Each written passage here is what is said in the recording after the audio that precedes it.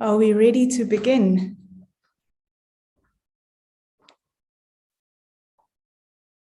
Yes, we can start. Good day to everyone that's here today with us. Thank you so much for joining us on today's program. I'm really, really excited and glad that you came and you've given yourself the time to be part of this program. I'll be your MC for today, so I'll be taking you through the program. My name is Viwe Kwala. Just to give you a bit of a background about myself, I'm from South Africa, so a warm, lovely welcome from South Africa to everybody that's joining us here today. Whether you are in any part of the world, we welcome you warmly right here in South Africa. I host a spiritual program on television on a channel called SABC One. And this show is called Identity. So basically what we discuss on the show are principles of your spiritual identity and how that leads to your success. So I think that ties in perfectly with today's program. And I'm so, so glad that everyone is here to join us, especially for our keynote speaker. Okay, so our topic for today is Revitalizing Satyagraha, and we want to make it happen in the modern world. So just to give you a context, we know that this is based on Mahatma Gandhi's experience in South Africa, which was a revolutionary idea, which was called Satyagraha. And this notion of taking a firm hold of the truth and giving it an expression with regards to your moral self, with regards to injustices that are happening in the world. And I mean, this is really also important for our current day and our current modern world. We've got so much going on, so much upheaval, so much personal change, so much personal conflict that we are all sort of just trying to figure out what is really happening and how we can make, our spiritual principles and spiritual practices practical in our everyday lives. So this makes me particularly really glad to unpack.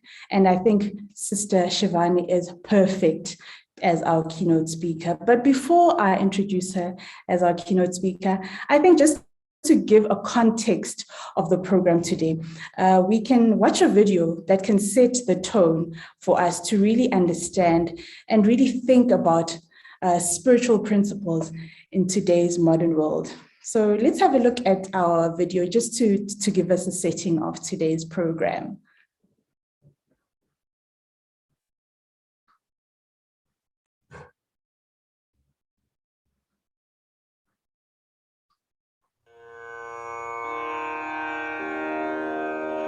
No other movement has peacefully revolutionized the world except Mohandas Karamchand Gandhi's non-violent resistance techniques, to which he gave the name Satyagraha, derived from the Sanskrit words Satya, meaning truth, and Agraha, meaning holding firm to. As Gandhi said, truth implies love, and firmness engenders, and therefore serves as a synonym for force. I thus began to call the Indian movement Satyagraha, that is to say, the force which is born of truth and love, or nonviolence. Deemed a moral force, this theory recognizes the humanity of the opponent and attacks the positions of the person, not the individual. The goal, therefore, is to convert, not defeat the opponent. Over time, Gandhi's nonviolent principles evolved and have proven to be the only method of achieving long-lasting peace. The Satyagraha theory has impacted and inspired individuals to embrace the benefits of moral and soul force and has brought forth political and social change in many parts of the world. In 1893, he accepted an offer to represent the Indian community in South Africa. Upon his arrival, Gandhi experienced discrimination for the first time when he was thrown out of a first-class compartment. Gandhi pledged to fight prejudice and formed the Natal Indian Congress in 1894 and started his weekly publication, Indian Opinion, in 1903. Being a loyal British subject, Gandhi volunteered as a stretch-bearer in the Boer War of 1906.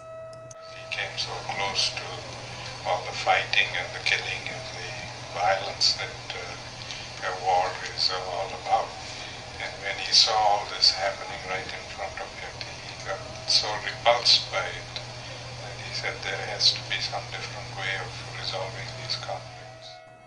Gandhi was constantly trying to discover himself by studying both Hindu and Christian religious literature, as well as many philosophers' writings such as Leo Tolstoy, Henry David Thoreau, and John Ruskin. In the following years, Gandhi integrated all of his knowledge, research, and experiences from the East and West into a new philosophy of revolution, Satyagraha, nonviolent resistance. I discovered in the earliest stages that pursuit of truth did not admit of violence being inflicted on one's opponent, but that he must be weaned from error by patience and compassion.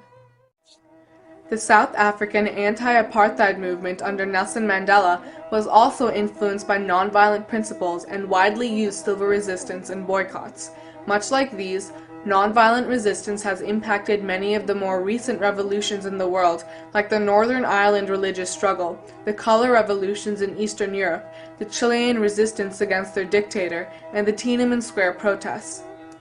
Occurring in many different forms, Satyagraha has changed the world both politically and socially. Under Gandhi's leadership, the 3-pound tax on South African Indians was removed and their non-Christian marriages were recognized in 1914. India, the crown jewel of the British Empire, gained its independence in 1947. Along with these political changes, Satyagraha also brought about social reforms such as the integration of untouchables in Hindu society. The American Civil Rights Movement abolished the Jim Crow laws and legal segregation, re-established voting rights in the South, and expanded educational and employment opportunities for African Americans. The message of nonviolence movements is made clear to the world with the demise of the apartheid regime in South Africa and the end of communist rule in many countries. Over the last century, Gandhi's Satyagraha techniques have been a great inspiration and have changed the world both politically and socially. The world saw that Satyagraha made the wrongs of the aggressor very apparent and displayed that a moral force can stand up against a mighty empire.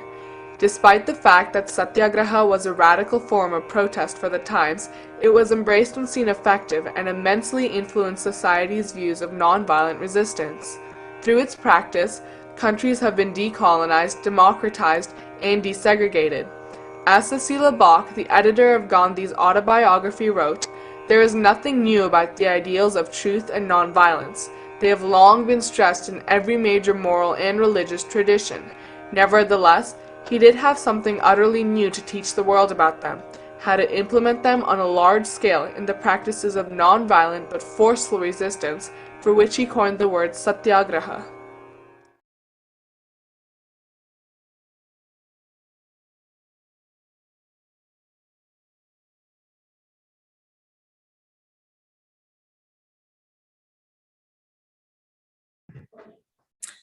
All right, that was quite insightful, especially with regards to, there was an image there that showed all the powerful leaders of the time. And it made me realize that they did come from a place of, spiritual principles. And there was an image there with Martin Luther King. Nelson Mandela was also mentioned.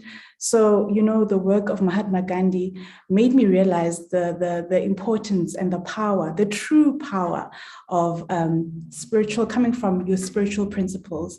And for me, what evoked and came out powerfully is the power of love, the universal power of love. And so, without further ado, let me just actually introduce you to Sister Shivani, and she's here with us today. Sister Shivani, how are you? Om Shanti. Good evening. It's so good to see you. Thank you. Same here. So Feels much. as if I'm in South Africa with you. Yes, of course. So just to give the viewers a brief background, Sister Shivani is a globally renowned spiritual speaker and mentor, featured in the very successful TV program Awakening with Brahma Kumaris, which is my personal favorite, and author of the Amazon bestseller book series Happiness Unlimited. Sister Shivani has inspired and transformed millions of lives across the continents. She has this ability to analyze deep-rooted emotions like ego, stress, anger, fear, and present it in such a logical yet comfortable way of adopting practical spiritual principles for our personal and professional life. And I can attest to this, Sister Shivani. I watch you. I watch you a lot on YouTube. I follow your content on YouTube.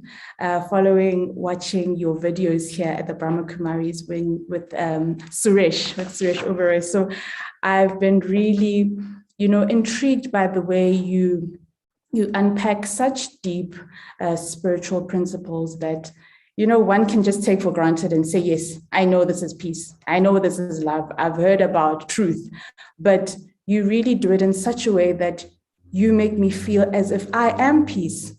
I start to understand and see myself as love. And that helps me navigate the waters of my life. So truly grateful for your presence here today. I just want to indulge you and actually, I want your opinion on today's topic. Tell us more about, the spiritual practices and the spiritual principles that we need to employ, especially in our everyday lives, socioeconomic problems, work, home, just the spiritual principles that our lives really need. Thank you so much, and Om Shanti once again. I think let's take a minute of silence. We've heard, we've read, we've studied, and we've all appreciated Gandhiji's revolutionary movement of Satyagraha. But let's take a minute of silence and look at our own lives. And just come here to the center of the mind and just ask yourself a simple question. Yes, I understand what this movement did in the world, in India, in Bharat. But what would it mean for my life? Let me ask that question to myself. Does this somewhere fit in my own life? Is there any kind of independence that I am looking for? Am I a victim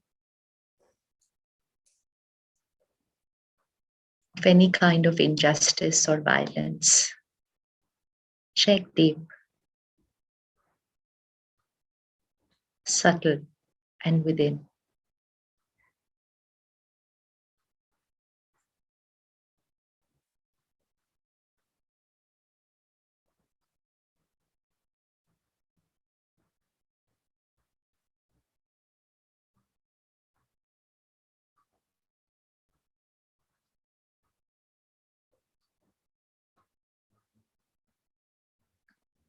Om Shanti. Sister, like you beautifully said, there's so much of upheaval happening in the world around us. And then you brought it closer to our own lives and said, at work, at home, in our own lives. When we look at our own self and ask myself a question, can I do something about what's happening all over the world? Or what's happening in my own country? Can I do something about it? Because when we look at Gandhiji, we are like, okay, he was Gandhiji. I don't think I can become Gandhiji, right? So we will say, me, in my own home, in my family, I don't think I can do something which can create a shift, a change in the country or in the world.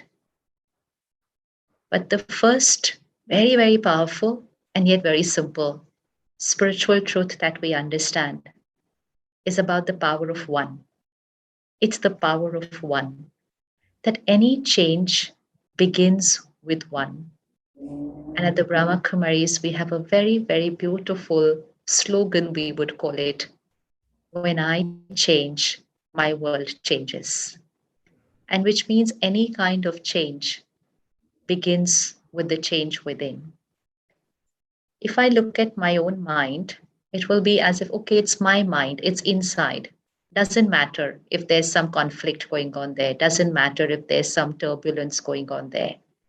But what I need to see today is, what role does my mind play in the world?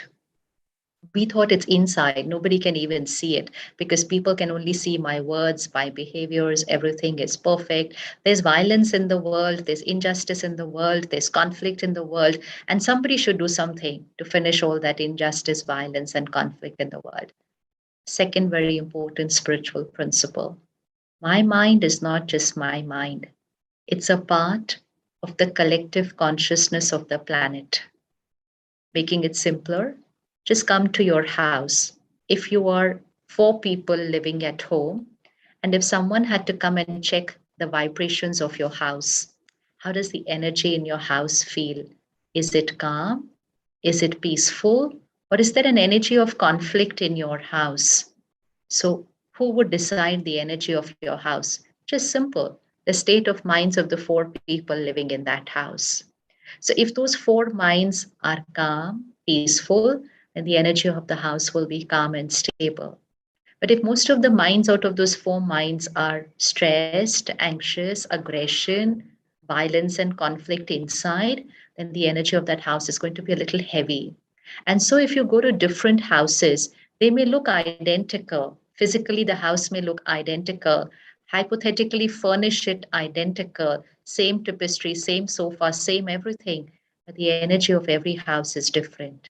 And that energy is created by the minds of the people living in that house. So every mind in that home is creating the energy of that house. Now take that to a bigger level. Every mind in the country is creating the energy of the country. And then take it bigger. Every mind on the planet is creating to the collective consciousness of the planet. Let's look at in this last 1.5 year, what did we do? Yes, COVID was an epidemic, first time global. But most of us said fear and anxiety is normal. So when millions of minds created fear and anxiety, so we created a collective vibration on the planet of fear and anxiety. And we said this is normal. So first important thing is, my mind is not just my mind. My mind is a part of the mind of the planet. So look at the mind of the planet. Bring a picture before you. It's like a jigsaw puzzle. Many, many, many, many minds. And my mind is one of those minds. And if my mind creates conflict or terror or violence inside, not outside. I am perfect outside. I don't do anything wrong outside. But if I create any kind of unrest, any kind of pain, any kind of injustice, not with others, injustice to myself, lack of self love, I self criticize, I self abuse by not being good to myself. I hold on to past, I hold on to guilt, I live in pain. But I say, okay, it's my mind. But let me remember at that time, I'm contributing to create pain in the collective mind of the planet.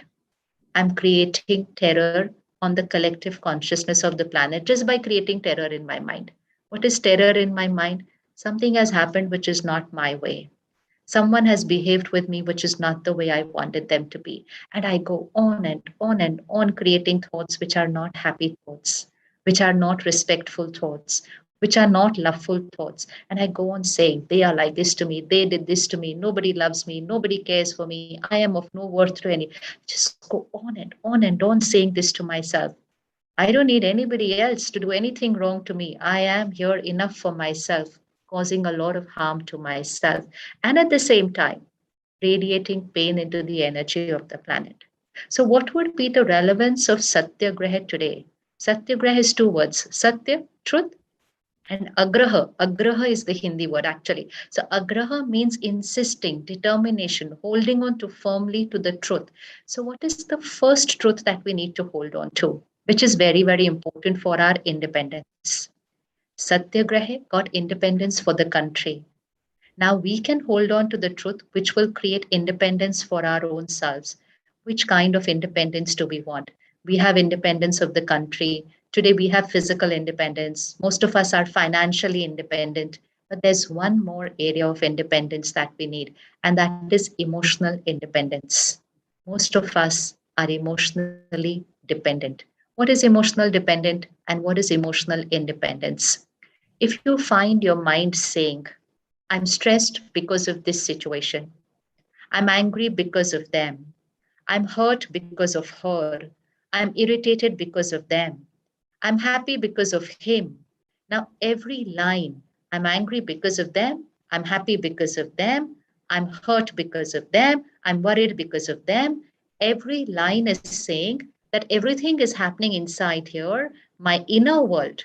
My outer world is independence, freedom, but my inner world of thoughts, feelings, intentions, memories, my inner world, I'm saying, I'm dependent, I'm dependent, I'm dependent. I'm dependent on the world for how I'm feeling, which means I don't have the freedom to create my own thoughts and feelings, and which means I don't have the freedom to create my own happiness. I am a victim to situations and a victim to people's behavior. And so I keep looking at people and say, be nice to me. Be the way I want you to be. Because if you are nice to me, then I will be happy. This is complete dependence. This is complete dependence. I am not independent to create my own happiness, is what I believe. But this is not the truth. This is not the truth. So, spirituality gives us the answer that this is a body and I am the energy which is the master of this body. We can call it consciousness, we can call it spirit, light, power, soul, simply energy. And what does this energy do? It creates my thoughts, feelings, words, behaviors. But I need to remember I am the creator of my every thought, feeling, word, and behavior. This is the truth. But now I need to hold on to this truth. So, agraha means irrespective of whatever happens, hold on firmly to this truth that I am the creator of my every thought, feeling, word, and behavior, which means now let someone not speak the right way with me. Let someone lie to me. Let someone cheat me. Let someone wrong me. That's their behavior. I do not have a control on their behavior. I can plead to them, be nice to me, but they are going to be the way they want to be. Now, let me hold on to my truth. That is the Satyagraha. Let me hold on to the Satya, the truth inside. What they are doing is their behavior. How I am going to respond is my power. It's my choice. The remote control to my mind is not in their hands. They can stand there and lie to me, shout at me, scream, to whatever there outside. But they cannot get into my mind and create my thoughts and feelings. I'm not bound to them in terms of my emotional health, which means I am not emotionally dependent. I am emotionally independent, but I'm not living that truth. I'm not living that truth. I'm living my entire life like a victim to situations and people, believing that I'm a victim, but the truth is that I'm not. The truth is that I am emotionally independent. So let's take this one spiritual equation today and start holding on to it, irrespective of whatever is happening around us. Situations may be perfect, situations will not always be perfect. People will be very nice to us, sometimes not nice to us. Sometimes people are right, but they're not the way we want them to be. And people doesn't mean neighbors, colleagues. People could even be family. People could be children. People could be the closest people in our life, but sometimes they're not the way we want them to be. And then we can get hurt, and then we can hold on to that pain, and then we can look at them waiting for a sorry, because only when they apologize, only then I can be happy. Independence is lost because I'm waiting for them to say sorry. And I say, when you apologize, then I will be fine. I am a victim waiting for you to apologize. Till then, I don't have the power to be fine. This is not the truth. This is not the truth. So, in order to finish all the problems of the world, because we have a long, long list of the problems in the world, but where do all those problems arise from? All those problems arise from here. Whether it is mental health issue, a big issue of concern in the world, whether it's physical health, another very big issue of the world, whether it's relationships, whether it's environment, where does all this get created from? This gets created from here. So, unless I'm experiencing peace, kindness, honesty, and most important, independence here, we don't have the power to truly finish all the conflict in the world. It's not possible because the conflict is arising from here. So this is the seed. This is the seed. And from the seed grows the tree of our life and the tree of the world. As will be the quality of the seed, so will be the quality of the tree. So will be the quality of every fruit on that tree. If we try to just nourish the fruits, clean the leaves, but don't nourish the seed, we still won't have a healthy tree. We still won't have a healthy tree. So if each one of us today promises ourselves that I am going to finish the conflict within, we may not have the power to finish the conflict in our city, in our country, in our world, no problem. We only have the power to finish the conflict within. But when we finish the conflict within, we are actually contributing to finishing the conflict in the country, in the world. We really are contributing because when every mind shifts, the collective consciousness of the planet shifts. It all begins with the power of one. So let's ask ourselves today that what are we going to do today to hold on to this truth? Hold on to this truth. Let's say a simple thing like anger, irritation, aggression, which we have started calling normal. Let's change that today because if we call that normal, then we are calling violence normal. Ahimsa. Gandhiji said ahimsa. Ahimsa means non-violence. Now, non-violence at what level? One is non-violence in action, right? So, violence in action. Second is violence in words. Violence in words. I can say something right now which can hurt another person for the next many, many years. That's violence in words. And third is violence in thoughts. I don't need to say anything. I don't need to do anything. I just need to create thoughts which are, what should we say? Even if they're simply just critical and judgmental in their nature, then they are radiating very painful energy to the person I'm thinking about. And what about the violence that I'm creating for my own self with those kind of thoughts? But I'm also radiating that violent energy to the other person. So if I am thinking right now about you and I'm saying they are not right, this is not how they should be, this is like this, intolerance in my mind about the other person, lack of acceptance of the other person because I want the other person to be my way. I am not accepting people the way they are. Then I'm creating energy of criticism and judgmental thinking. Now think about it. Do you ever create criticism and judgmental thinking in your mind, only in your mind, not words and behavior about anybody? Then at that time, we are radiating thoughts which are opposite of ahimsa, which are opposite of non-violence, because they're going to radiate pain to the other person. So the first principle for Satyagraha was ahimsa, non-violence. Non-violence, not only outside, non-violence physical, verbal, and mental, which means in our thoughts. In our thoughts. So let's promise ourselves this. Let's take up only two things today. One, let's say today I'm ready to give up anger. Let's do one thing physically in action, that I am ready to give up this habit of getting irritated, reacting, snapping at people, feeling hurt, creating guilt. It all gets so entangled after that. Am I ready to make my home, my office, my area a no anger zone? That is one step to non-violence. Am I ready to make it a no anger zone? Because that is going to give me non-violence. That is going to give me peace. And most important, that's going to make me emotionally independent. Now somebody around me can behave their way, and I'm going to respond with respect and dignity. It doesn't mean people can do whatever they want. We will be assertive, we will discipline, we will instruct, we will guide, but we will do it with respect and dignity, not losing control over our own self, not knowing what we are saying, how we are reacting, how are we behaving even on the road if someone doesn't drive the right way, the language we are using with each other. This is all lack of self-discipline. So the second quality that Satyagraha needed was self-discipline. Self-discipline. In Hindi, the words are very powerful. Sanyam and niyam. Self-discipline, self-control, self-reliance. Satyagraha meant self-reliance. When we say stress is normal, we are actually creating a lot of pain in the world just by saying stress is normal.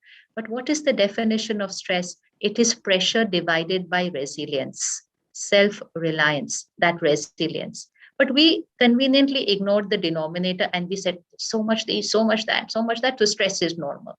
There was pressure. Even for a child, an exam is a pressure. But stress is not equal to pressure. It's pressure divided by resilience. So that is self-reliance. Where is my inner power to cope up with the pressures of my life? If I start increasing the denominator, my stress levels are going to go like this. COVID was a pressure. Yes, COVID was a pressure. It's a pandemic. But had we worked on our denominator, then COVID would have been just a physical health issue. And we would learn how to take care of it. But because we didn't work on the denominator, it became an emotional health issue. It became a mental health issue. It became an issue in relationships in the countries where we were locked down for many, many months together. But it was only a physical health issue. But we did not take care of the denominator. That is resilience. So that is Satyagraha, self-reliance, self-discipline. So it's extremely relevant to us in our present life right now. So let's take simple equations. Just check here. When do you find yourself reacting to situations and people and blaming them for how you are feeling? We're only going to change that much today. That's more than enough to change. Even if we create that one change today, we're shifting from dependence to independence. Just from today, we are not going to say, I'm feeling like this because of them. Just let's change this much. It doesn't matter if I create anger. It doesn't matter if I create hurt. I'll finish it off. I'll learn how to change my nature. But my first step to doing it is I have to stop saying, they hurt me. They irritated me. They. So let's stop putting the blame there. Let's stop saying they are controlling my mind. And let's start saying, I created this hurt. I created this worry. I created this stress. I created this anger. And I am the creator of my emotion. And I have the option whether to create anger or whether to create compassion, whether to create stress or whether to create stability, whether to create criticism or whether to create appreciation, whether to create hatred or whether to create forgiveness. I have the choice because I am the creator. This is the truth. This is the absolute truth. And all that we need to do is hold on to this truth. Just hold on to this truth in every situation, even if we take it up as just a 24-hour commitment. Let's take it as a 24-hour commitment from right now to tomorrow, 24 hours, whichever scene unfolds in our life. It could be at home, it could be at work, it could be with neighbors, with friends. It could be if I'm just watching or reading something on media, anything might unfold around me. Just for 24 hours, make a personal commitment. 24 hours, I will remain calm and stable. Just 24 hours. I will remain calm and stable. I will respond to situations. I will not react. Then those 24 hours, we are practicing emotional independence. That doesn't mean the world around us will be perfect in those 24 hours, but it only means my inner world will become independent of what's happening in the outer world. This is power. This is power. This is self-reliance. This is strength.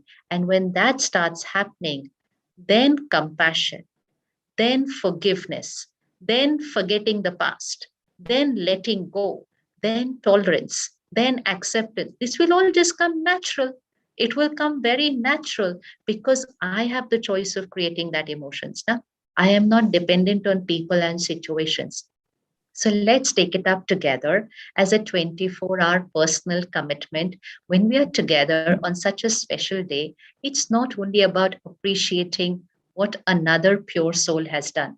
It's about inculcating that own quality within us. It's not just about saying, oh, they did so and so thing. It's about, I am ready to do the same thing at my own level, in my own mind, right from today, even if it means keeping quiet. If someone is screaming, just keep quiet for a few seconds. But we say, no, but why should I keep quiet? So that's my ego, which is not allowing me to be independent. I say, if I keep quiet, then they will keep screaming.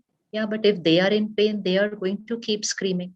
They are going to release their pain. Am I in pain? No, I am fine. Why am I absorbing their emotional infection and increasing the conflict in the house and radiating that energy of conflict? Because my ego says, why should I keep quiet?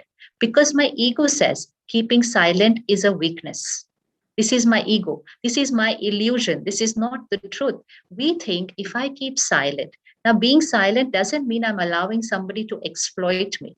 Nobody can exploit us because silence is power, not a weakness. But when somebody is just shouting and screaming and reacting, that is the wrong time to even try a conversation with them. Because right now they are not in the right frame of mind. But if we change, just keep silent for a few minutes and then silence, not just here, silence here. And then just connect to the divine and radiate a lot of love and blessings to them. Just radiate that. That is what was Satyagraha. That even if someone is doing wrong, we are holding on to our truth and we are radiating respect and compassion and blessings. We are not going to start behaving the way you are behaving. What did Gandhiji say? Gandhiji said, if someone slaps you on one cheek, show them the other cheek. How many of us are ready to do that today? How many of us are going to do that today? So if someone slaps you on one cheek, show them the other cheek. But what is the meaning of that? It doesn't literally mean if someone slaps you here, show them this. It doesn't mean that. It literally means if someone is not behaving right, you don't shift from your own position of right. You don't shift from your own seat of peace and stability. You continue radiating that blessings and good wishes and God's love to them. They will heal. They will change. Let them take their time, but you protect yourself by not becoming what they are doing to you. Let's just protect ourselves from that. When someone throws their energy at us in terms of their words and behavior, we have three options with energy. One, we can reflect their same energy back to them. So their energy comes to me and I can reflect that energy back to them. So if they are not right to me, I'm double not right to them. I reflect their energy back to them. Second option with energy is I absorb their energy, which means I don't behave the wrong way, but I absorb their energy and I'm in pain inside about how they have behaved with me. But outwardly, the world would think I was fine. I didn't reply. I was quiet. So I didn't reflect their energy, but I absorbed their energy. But the third option, and that's what spirituality teaches us, don't reflect, don't absorb, transform their energy. Transform their energy, which means if someone sends anger to me, send respect back. If someone is lying to me, send truth back. Transform their energy. Transform their energy. And that's the power each one of us have. And when we start transforming these single people's energies that are coming to us, we are going to transform the energy on the planet. It has the power to change the energy on the planet. But if each one of us is going to say anger is normal, we will not be able to finish conflict and violence from the planet. There's no other way to do it. It has to begin with one and ripple effect to all over the world. Now, what simple lifestyle changes we could create to shift from dependence to independence? Because we want to be independent, but then we will have to create some simple lifestyle changes by which becoming emotionally independent will be natural. What will emotional independence look like? Calm in a crisis.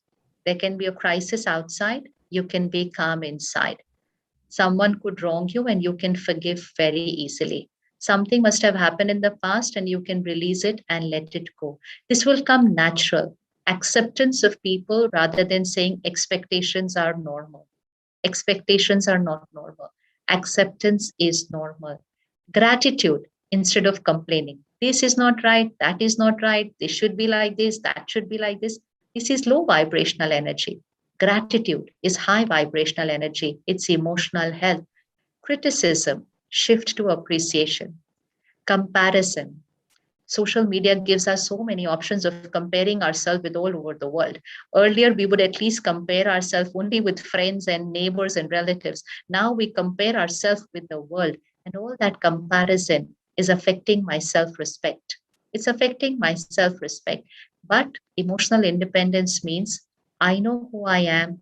I know my strengths and qualities. I am working on myself, but I don't need to be the way to please people because I'm not seeking validation. I don't need appreciation. Needing appreciation and approval from people is emotional dependence. It is emotional dependence.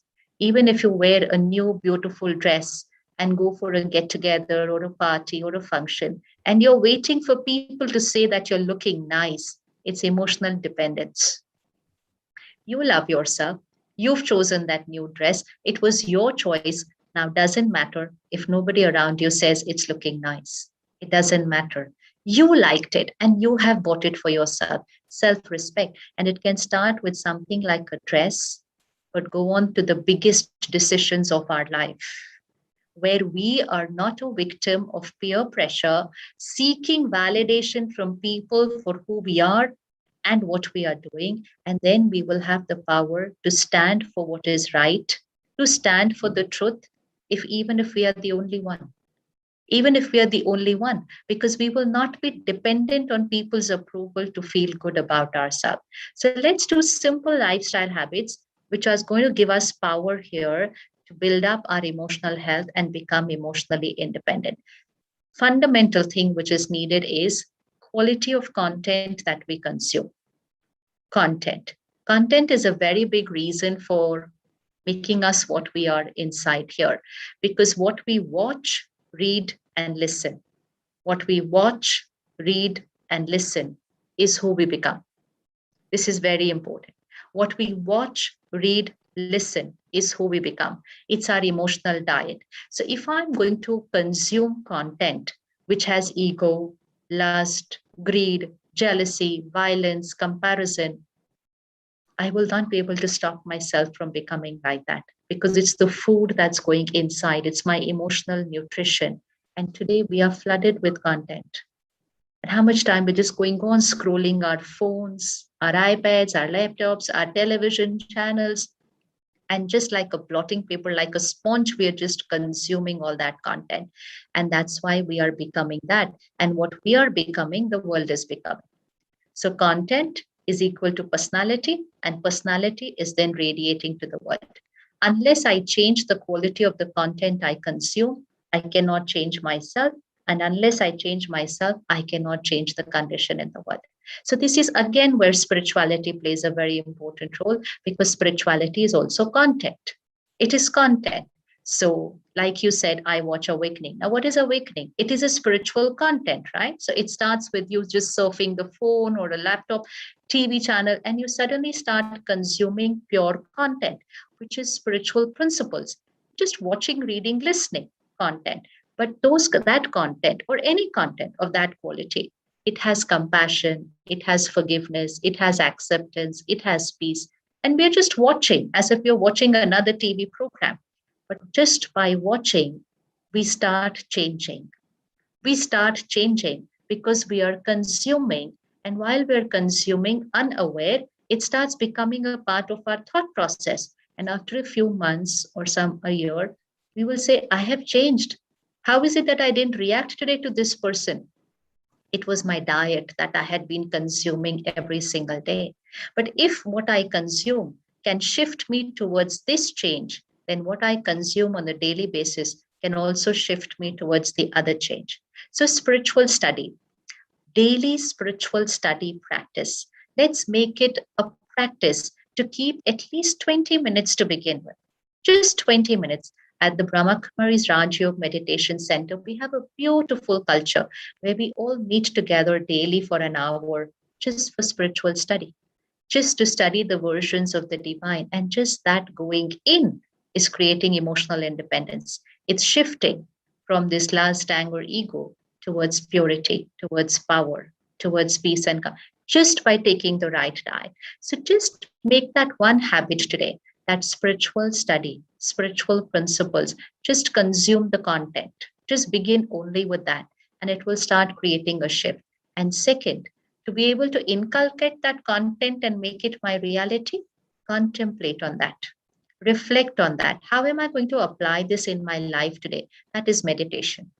So, just these two things, if we club it together in our daily life, meditation, and spiritual study, and restrict the other content that we're consuming during the day.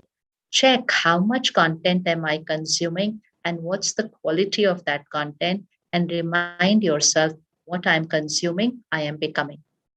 I just have to have a poster put up in my house which reminds me this every day. What I'm consuming is what I'm becoming, and what I'm becoming, I'm making the world that way. So, and meditation, connecting again to the divine and filling myself with that energy of love and power, and then bringing that spiritual principle into action, not just a belief system, not just a thought process, but bringing it into action becomes extremely simple. Very simple. So a little morning study, at least of half an hour, then 10 minutes just before going to sleep.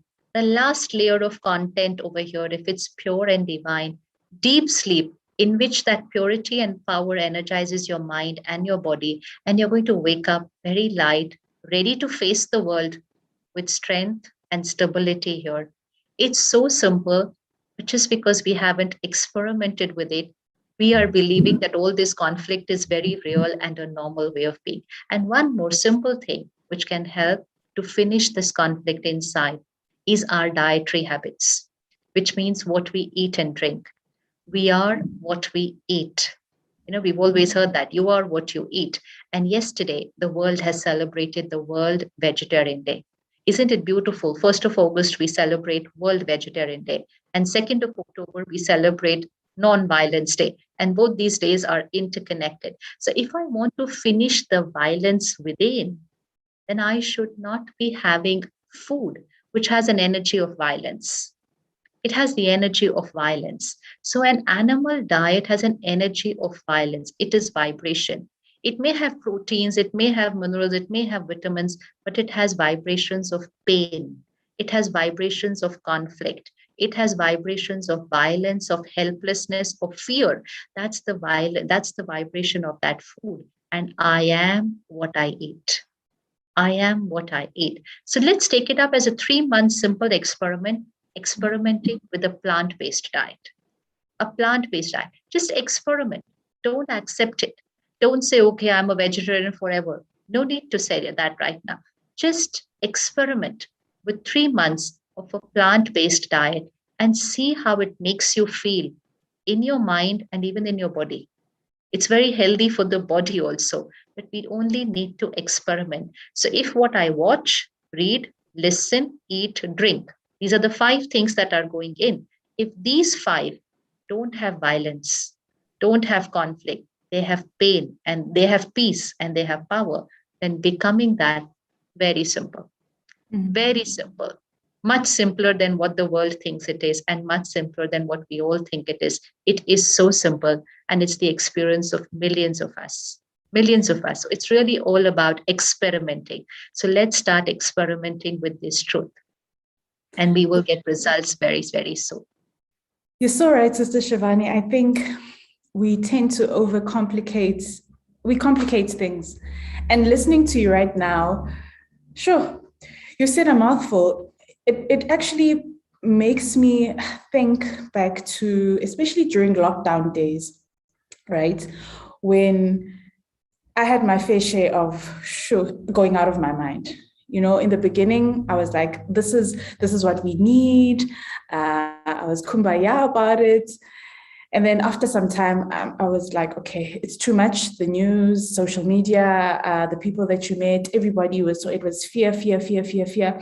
And it gets to you on such a subtle level that even the way you think, your behavior, your actions, you just turn into something else, and you start to not really understand who you are and what your place is in the world. That sense of helplessness, that sense of powerlessness, that I would say for me was the most painful part out of all of this experience. But as you're speaking, it made me realize when you spoke about, when you have angry thoughts, that's violence in your thoughts. When you say things that are not congruent to who you really are, that's violence in your vibration. So for me, it's opened up my eyes to looking and perceiving things on a different level altogether. And when you spoke about meditation, that's the most important part I actually grasped, to realize that meditation is actually, for me, based on what you said, is just calming down that all that activity in the conscious mind, just to raise my level of consciousness. And that's what I got from this conversation today as a whole, to say, yes, you gave us the practical principles, and you spoke in depth about unpacking the self and the self-respect and valuing yourself. But I think leading up to what we're going to do now, which is the meditation, I just think people should also take in cognizance what it really is. You put it so beautifully. You always say this. You say it's connecting with the Supreme Being. So I'd like us to get into a meditation, just so we can contemplate on everything that you spoke about, and to really let our authentic selves, come through. Yes. Let's focus our energy to the center of the forehead. This is the energy center. Everything visible is the body, but this is from where this body is being taken care of and everything is managed, is here. And this is where the energy resides. I, the being. And as you listen to these thoughts, just gently repeat them in your mind, and very gently try and visualize it and feel the energy. Visualize a tiny spark of light in the center of the forehead. A little star.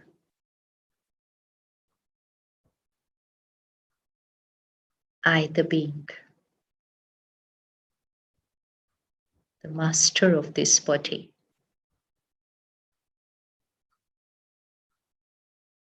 I am the creator of every thought, every feeling, every word and behavior. I am the creator. I am the master. I choose. I am independent. Independent of the vibrations and energies of situations and people around me. I choose the response to every scene of my life.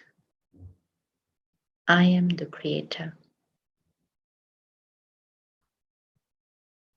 I am a powerful being.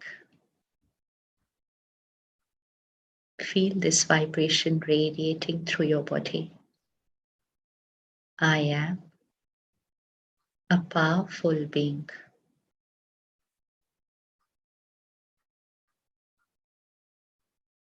Visualize your day, scene after scene. I am a powerful being.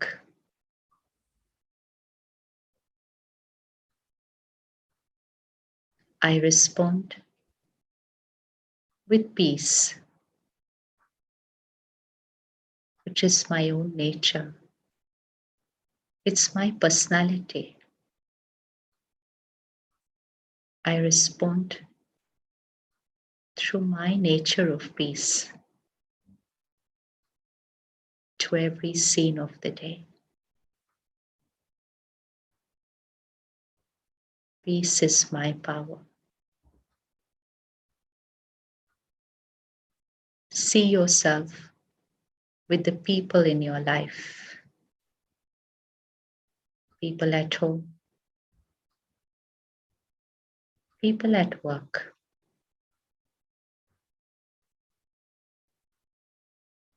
different personalities, different behaviors. Sometimes my way, sometimes not my way. And now see yourself. I am a powerful being, emotionally independent. I respond with peace, with dignity.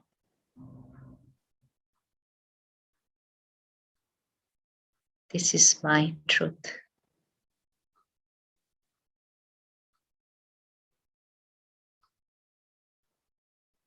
I understand them.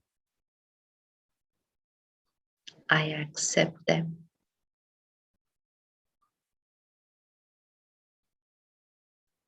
I am a loveful being. Love is my nature. Love is who I am. Love is what I radiate.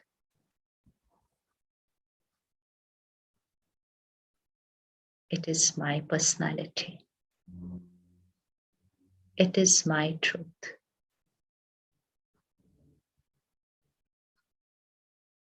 I am the child of the ocean of love and power. Visualize yourself, that tiny point of light. I, the being, with the ocean of love and power. I fill myself with God's love, God's power. God loves me, accepts me unconditionally.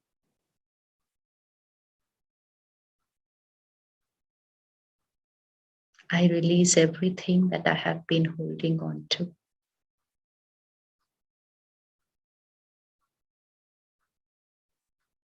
God accepts me as I am. Unconditional love, unconditional acceptance.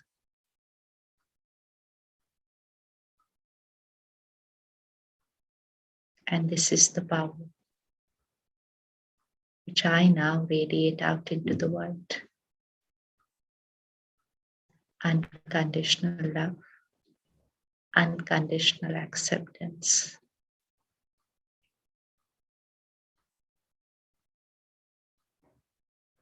This is my truth. This is who I am.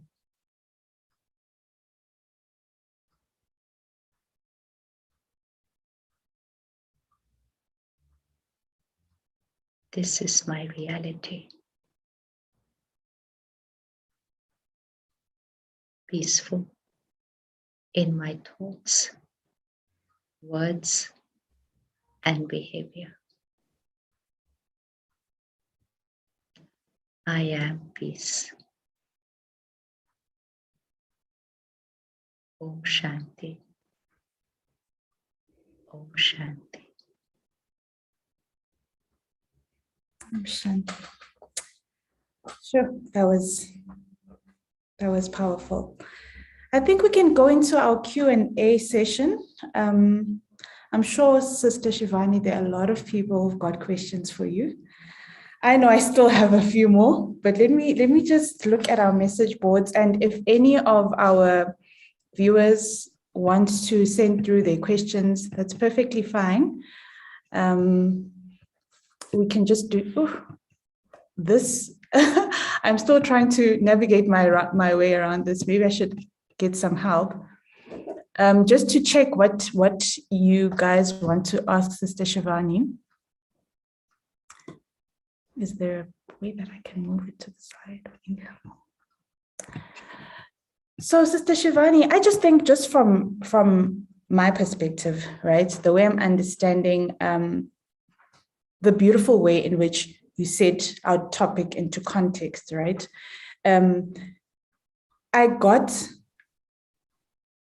what I took away from is the understanding of self, not necessarily wanting to perfect yourself according to other people's standards, or not trying to look at someone else and saying that they made me angry and I must make you angry, but just understanding who you are, the truth of who you are, helps you understand and see things in perspective.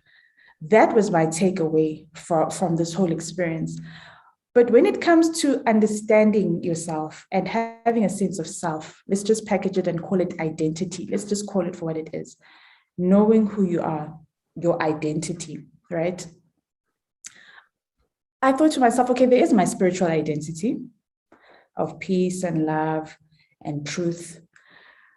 But there's also this self-image, this physical self-image that I want to coincide with my spiritual self. And I've lived with this self-image for so long and I've been attached to it for so long that when we speak about spiritual values and spiritual principles, it's nice to hear, but I can't seem to coincide it practically with my self-image. Okay. Now, I can see you wearing that very beautiful dress, which Yes. has black and it has blue and it has green and it's gray. It's a very beautiful dress, right? A very, very beautiful dress. And that is a dress which is visible to everyone right now, right? But now just ask yourself, are you wearing the dress or are you the dress? Wow. Are you wearing the dress or are you the dress? If you are the dress, then the dress is your identity. Then you can say the dress is my identity. But if you believe and you understand the truth, it's the truth, not that anybody else is saying it, but if you understand the truth that I am wearing this dress, that's it. It's a dress. Yes, everybody is looking at my dress. People are appreciating my dress. Somebody might say, no, I don't like something about it. That's fine. That is their choice about what I am wearing.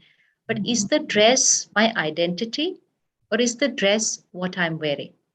Similarly, this is I and I'm wearing this body, right? And on that body, we are wearing this dress. But the first thing that we are wearing is the body. Now, before understanding this spiritual principle, we've lived our life thinking, I am this body. So this was not the truth. This was not the truth.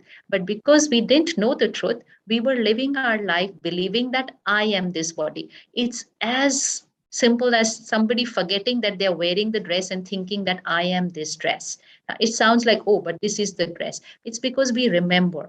But what if somebody had to forget? Similarly, we forgot. We forgot that we are wearing this body. Then, when I forgot that I'm wearing this body, I made my body my first identity, actually. It's my first identity. So I look into the mirror and say, how am I looking today? I don't say, how is my body looking today? I say, how am I looking today? So I started calling my body my identity. Now, once I call my body my identity, then second, I got a name, then I got a family, then a religion, depending on which family I was born in, then a nationality, then a qualification, then a possession, then a profession. It's a lifetime of acquiring and acquiring. And everything that I have acquired and achieved is extremely important. But I need to remember it is my achievement. It's not I. That thin line, but actually a big difference between I and mine. So your qualification, your profession, your role, your responsibilities, everybody is looking at you through the perception of that, everything that you have achieved, because most of us are not living through the truth that this is not my identity. This is what I have achieved. As simple as this is not I, this is what I am wearing. This is the truth. Simple as that is the truth that this body is my costume, my name, my role, my profession, everything is important, But this is mine.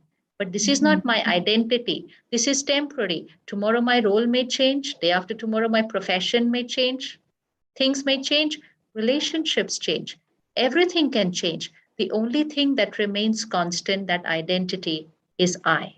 So everything that is mine is important. We're not saying it's not important, it's extremely important. But when it comes to beauty, to perfection, let's focus on the I. Let's make the I beautiful. But if I forget that I am beautiful, I think I am the body, then I want the perfect teeth, the perfect nose, the perfect ears, but I'm trying to make the body perfect.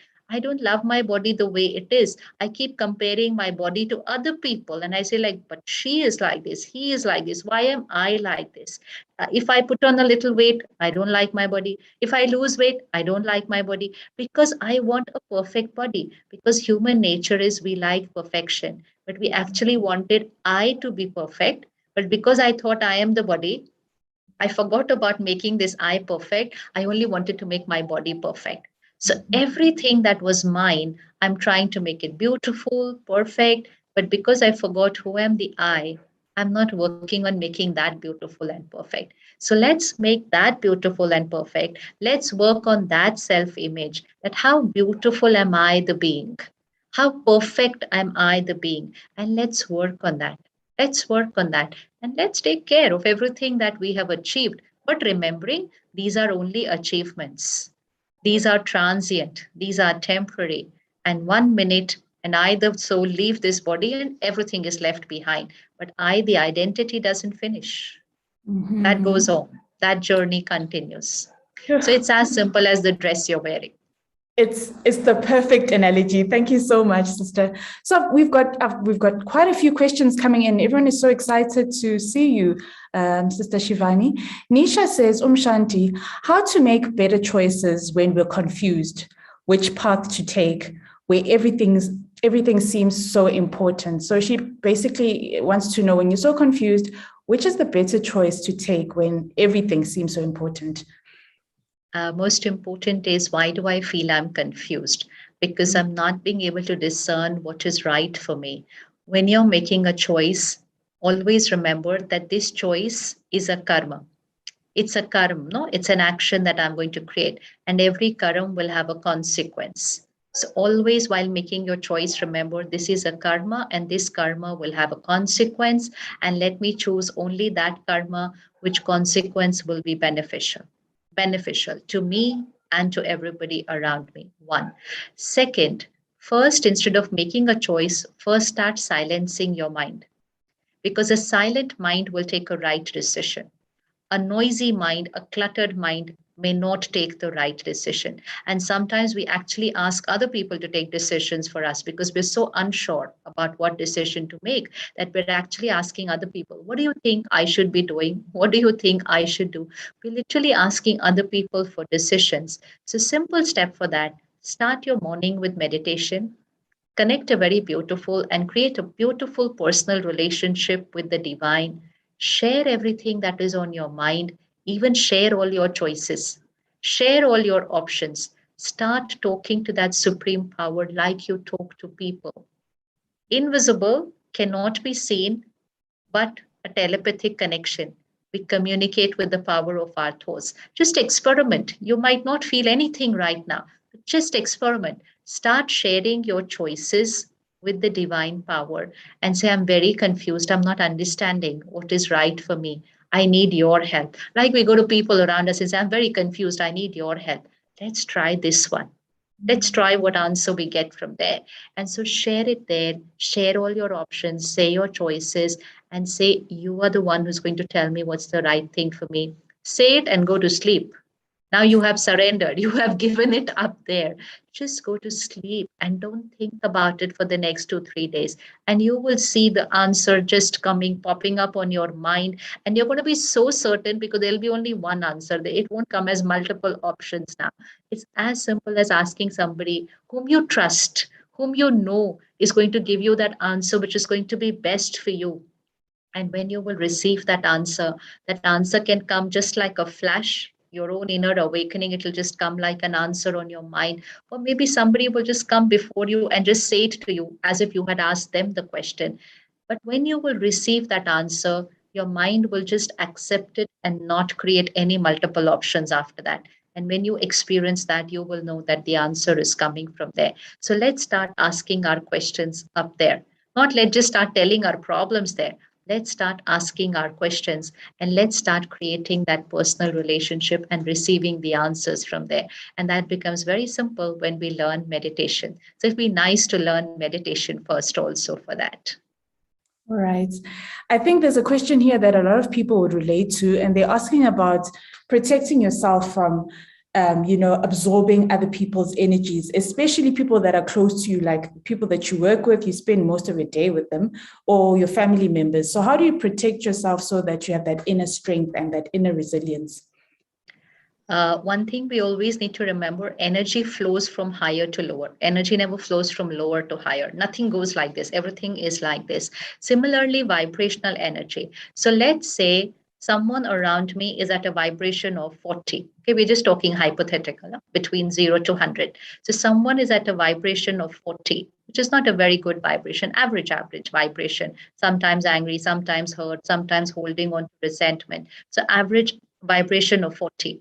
And if I am also at a vibration of 50, which means I'm very close vibrationally to this individual, then the chances of this vibration entering into my energy field is extremely high because we are at a very similar vibrational energy.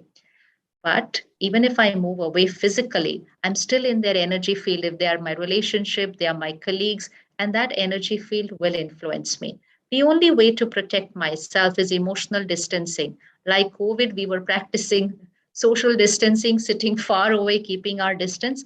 Now, vibrational distancing, which means if someone is at 40, let me take myself to 80. Daily spiritual study, plant based diet, content consumption, meditation, compassion, kindness in action, I will start shifting to 80. When I shift here, this 40 cannot reach me like this. It doesn't go like this. But my 80 will go like this and start raising their vibration.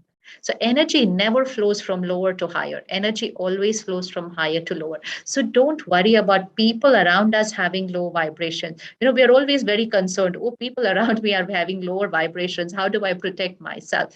The only protection, keep yourself at a higher vibration.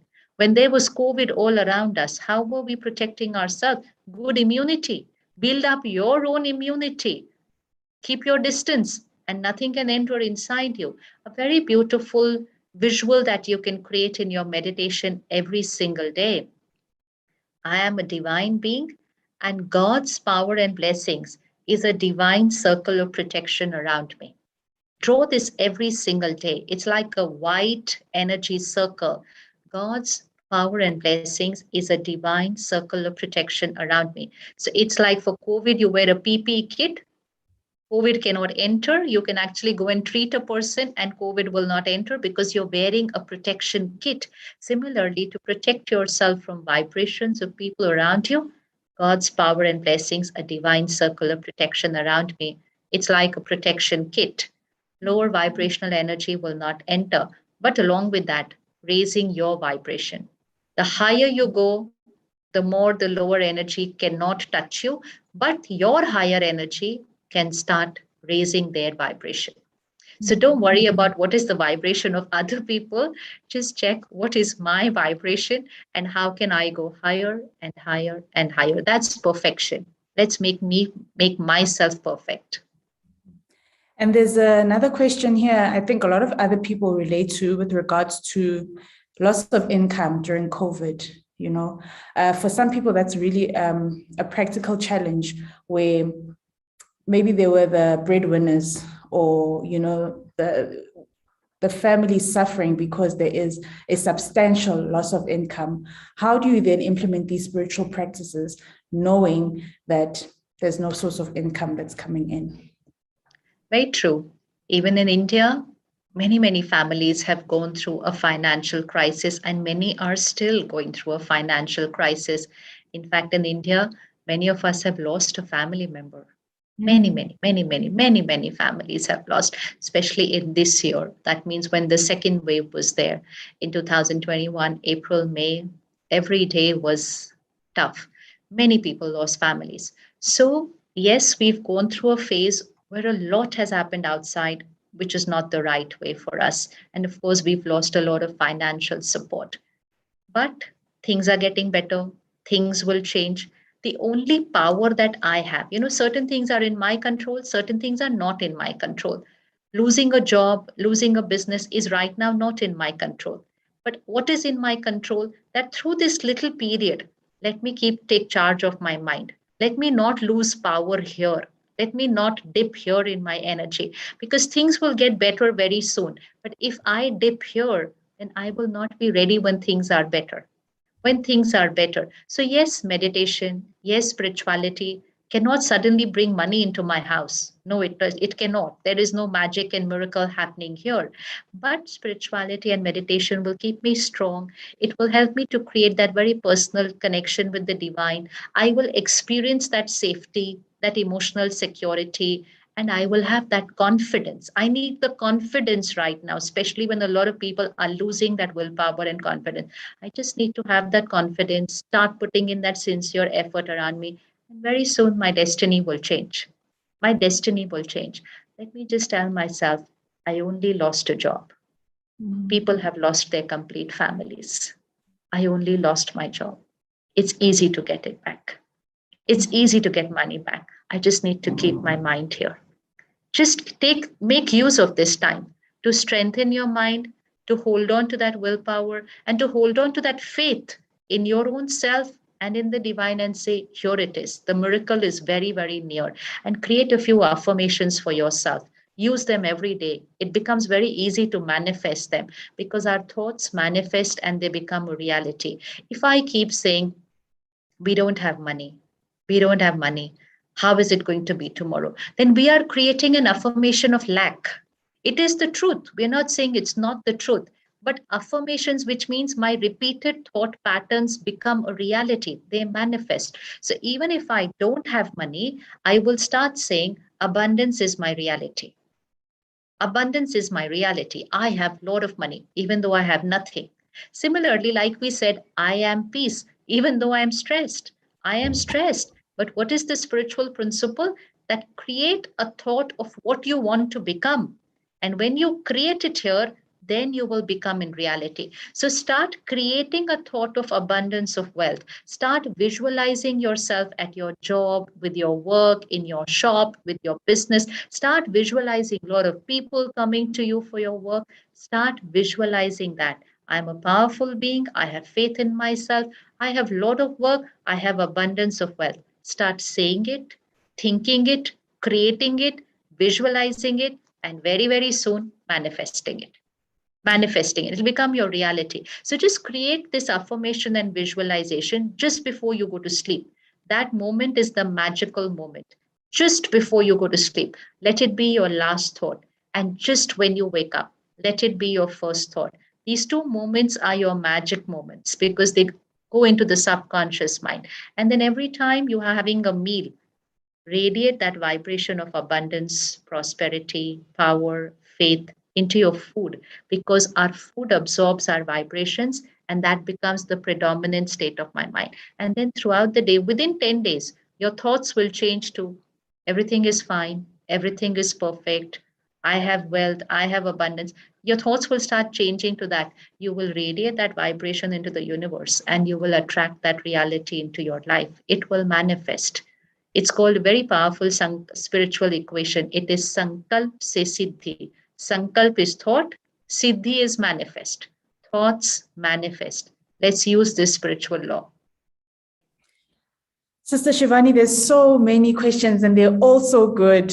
Sure. And I know everyone wants me to get through to them, but I'm looking at the time and we need to start wrapping up. Sure. Time has really gone by so quickly. But I think the gist of some of the questions you've already answered. A lot of them are about, there are people here that want to know how to forgive. There's some questions about balancing out, alignment in terms of, okay, you meditate in the morning and you have that 10-minute session as well in the evening, but during the day, you don't know how to balance that all out. But what you're explaining and what I'm hearing, and even before in the talk that you gave before, is to always just come back to yourself. Come back to yourself. You spoke about affirmations as well, which I love. I think someone can use that as a practical thing to take a step back during the day when it gets crazy, okay? Come back to your center and affirm the truth to yourself. So I think basically you've covered it also well in today's session. I just want to quickly pass over to Sister Pratibha also to give us just a closing meditation as well for today's program. Sister Pratibha, are you there? Pratibha. I think she's setting up and she's making her way to us. Okay, maybe we can, squeeze in one more question. I think someone would be really happy, okay? Someone says here that I'm a student of X before COVID and during COVID. I was going to the center regularly, but now I'm feeling like going. So please guide me. Okay, so basically they're asking that they need guidance on, because they used to go to the center so much and to meditate, and that was their source of strength. But now because of COVID and things have changed, how can they self-guide and come to their own self-respect with regards to this information? Well, I think in most of the countries now the centers have opened and most of the things are back to normal, with of course with distancing and our masks and everything. But most of the centers, meditation centers, have opened with fewer numbers being present at the same time. So I think if you're in a country where the center has opened, start going. Don't hold yourself back and say, because some of us have got into the habit of being at home and not going to the center. But now it's time to start going again. And of course, this 1.5 year also, we have practiced our meditation and our spiritual classes online. So I'm sure you must have done the same. But now it's time to go back to the center. Go back in smaller numbers, be in the meditation room and start energizing yourself. And I was also thinking of the other thing that you said about forgiveness. Why it is difficult to forgive? Because we believe that they hurt us, they betrayed us.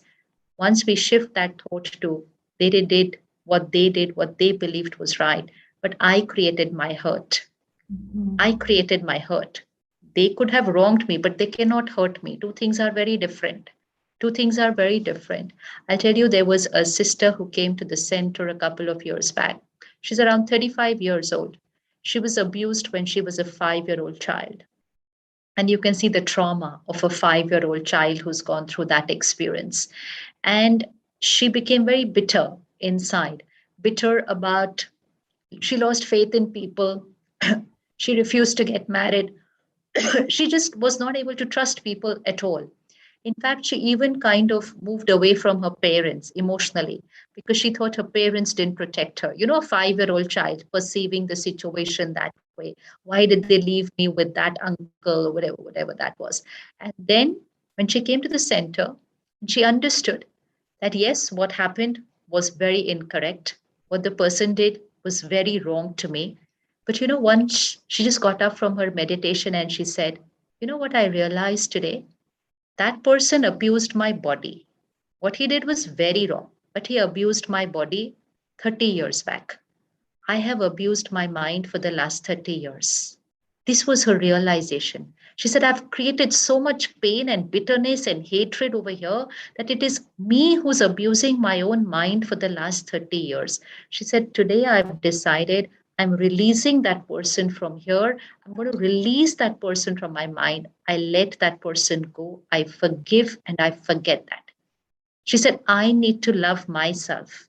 And she just said, it was like her personal awakening. Just one thing that she was holding on to for so many years. So forgiveness doesn't mean that the other person was right. It doesn't mean that the other person was right. Forgiveness just means I am releasing the pain that I'm holding on to. And meditation makes that really simple because you get so much love and acceptance from the divine that releasing the pain becomes very simple. Until then, you can keep a few affirmations. I am a loveful being. I am a powerful being. I forgive them. I release the past.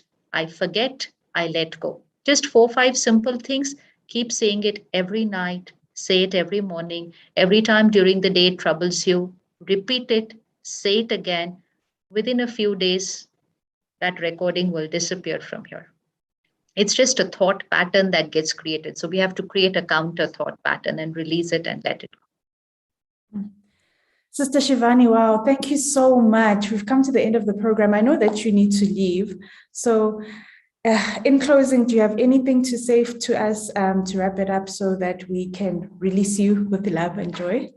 Thank you so much. I can just say for those of us who've not yet learned meditation, let's learn it, because that meditation and spiritual study connects us to our own truth. We don't know ourselves. So it connects us to our own truth.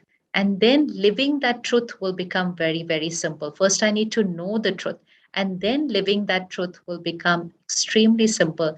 And then independence within will become natural. Peace and calm and stability will become a normal way of being. But first, I need to understand, recognize, and connect to that truth here. And so, spiritual study and meditation makes that very simple. So, commit 30 minutes at least to yourself to begin with on a daily basis to connect to that truth within, and everything else will fall in place. And Satyagraha will not be only what Gandhiji did, Satyagraha would also be what we will start living in our own lives. It'll come very, very natural, and you will be contributing not just towards self change, but towards changing the world and creating a beautiful world, which everyone is waiting for. Let's not just wait, let's be a part of creating that new beautiful world. Thank you so much. Thank you so much, Shanti. It was Shanti. lovely meeting you. Thank you so much, Om Yes, Shanti. Sister Shivani, thank you, Shanti. I think Sister Pratibha is here. It is. Thank Hi, you. Sister Pratibha. Thank you, Sister Shivani. Thank you so much, Om Shanti. Shanti. Shanti, there was a bit of a technical problem. That's why I couldn't come on earlier. Yeah, But I yeah. think it was perfect because it gave us a wonderful opportunity to have one more question with Sister Shivani. And I think the subject of forgiveness is always such a deep and meaningful one for us in this country. So heartfelt gratefulness to Sister Shivani. I think this afternoon has been extremely rich, and she has offered us very, very powerful and beautiful insights to really taking care of ourselves and making the whole concept of Satyagraha something very real and meaningful and something that we can integrate in our daily life, not just as a concept that we admire, but really a concept that we can begin to live. So I've been asked us to share a short meditation as a reflection to really just take the energy of this afternoon and to really assimilate it in our being so that it becomes more embedded in our consciousness and we can take away not just an awareness, but also a deep experience and feeling. So I invite all of you to really just take a moment and allow yourself to relax deeply.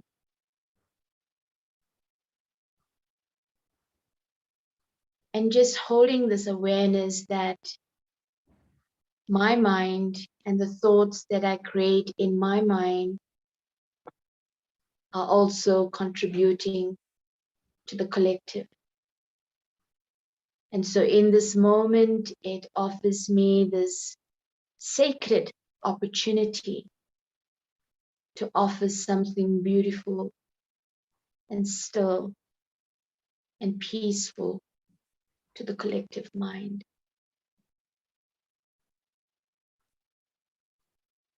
So breathing in deeply, I turn inwards,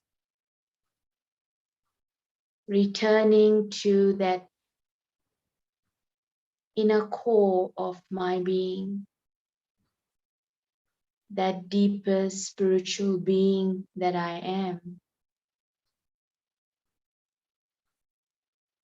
that pure being whose true nature is peace.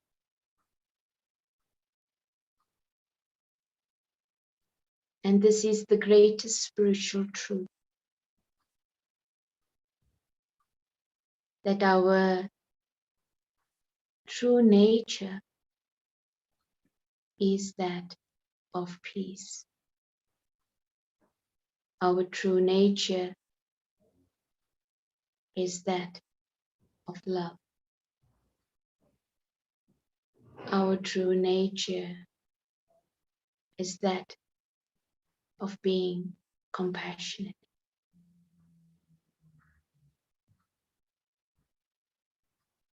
And as we connect with our truth,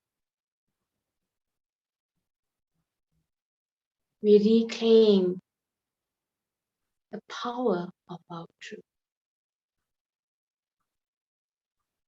the power to be our true selves, but also the power to be instruments of change and transformation.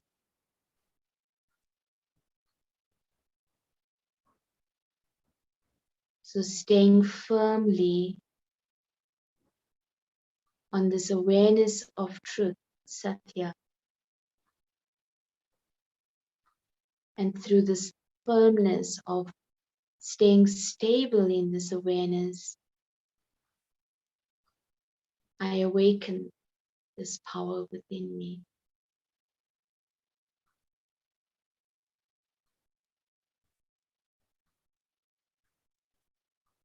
And just allowing the self as this being of light, as a divine energy. I now gently connect with that highest source, the Supreme.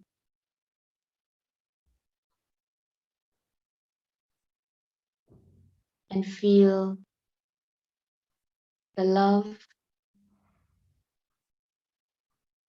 and the peace of that divine source.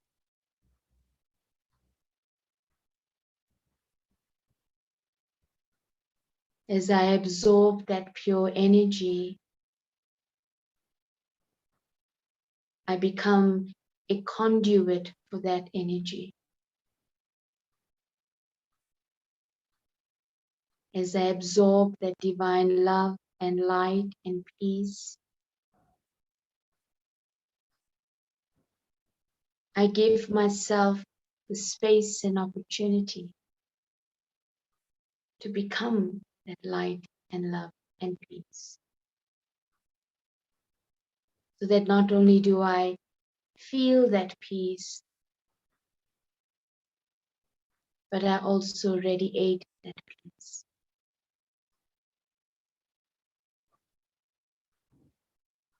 And so being absorbed in the remembrance of the Divine One,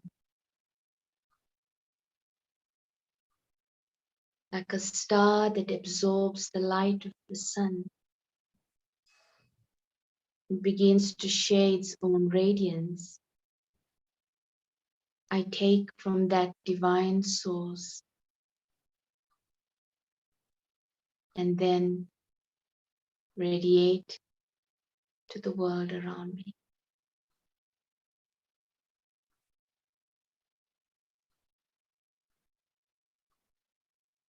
Let us hold this determined thought and affirmation that each one of us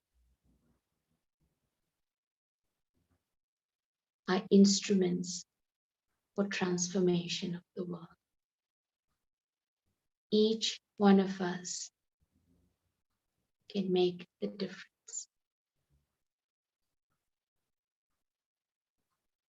So in silence, I hold this awareness. I hold this feeling, and I allow the self to rest in this awareness and let it influence my thinking and my doing and my engaging with the world. Om Shanti. Thank you.